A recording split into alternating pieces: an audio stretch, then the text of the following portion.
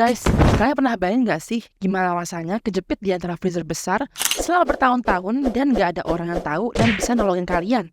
Peristiwa ini dialami sama seorang laki-laki bernama Larry Murillo Moncada yang waktu itu masih berusia 25 tahun.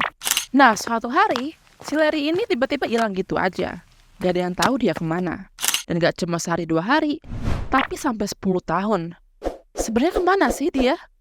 Jadi di tanggal 28 November 2009, orang tua Larry itu ngelapor ke polisi kalau si Larry ini kabur dari rumah dan mereka khawatir sama keadaan Larry. Nah, orang tua si Larry ini juga bilang kalau misalkan si Larry ini hilang setelah dia marah dan kabur dari rumah. Pokoknya mereka bilang kalau Larry itu benar-benar gak terkendali di hari itu, karena dia juga adalah pengaruh obat-obatan yang dia minum. Di samping itu, cuaca di hari itu juga lagi buruk banget. Orang tuanya bilang kalau hari itu lagi badai salju, dan Larry pergi tanpa sepatu, kaos kaki, kunci, dan mobil.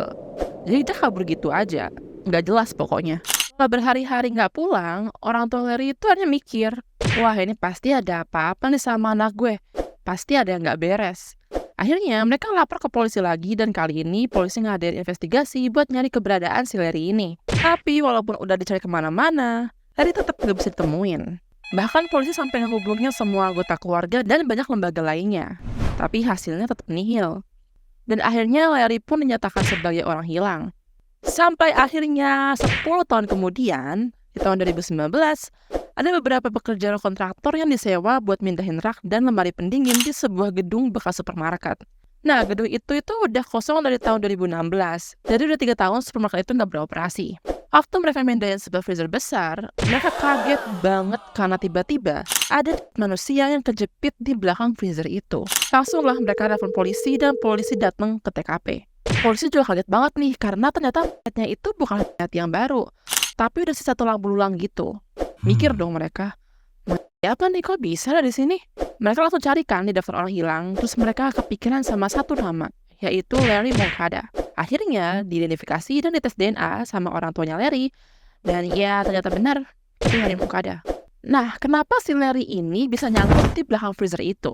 Dari keterangannya polisi, kematian Larry itu murni kecelakaan ya guys. Jadi kan waktu itu lagi badai salju, dan pastinya dingin banget dong.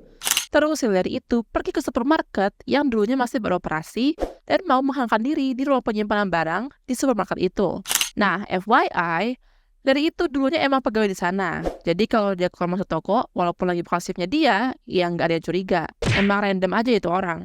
Nah, kemungkinan besar waktu dia lagi mau manjat nih ke salah satu freezer, si Larry ini jatuh dan kepleset ke balik freezer itu yang lebarnya cuma 45 cm.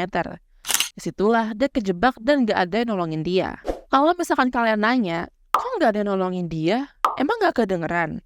Jawabannya ya karena kompresor freezer itu suaranya keras ya guys. Jadi mungkin suara Larry itu kebanting sama suara mesin freezer itu. Jadi segimanapun kerasnya dia minta tolong, ya tetap tidak ada yang dengar. So, peristiwa ini terjadi di tahun 2019, tepatnya di Council Bluffs, Iowa, Amerika Serikat. Dan ini foto dari Larry Moncada. Rest in peace for him.